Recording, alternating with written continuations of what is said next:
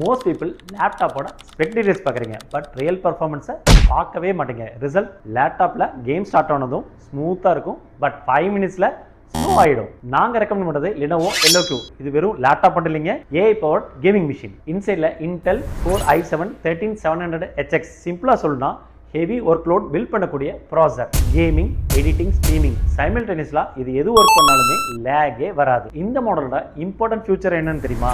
AI engine plus optimisation. AI optimisation எப்படி work ஆகும்னா, கேமிங்க்கு ஃபுல் பவர் கொடுக்கும், நார்மல் யூஸுக்கு பேட்டரியை சேவ் பண்ணும்.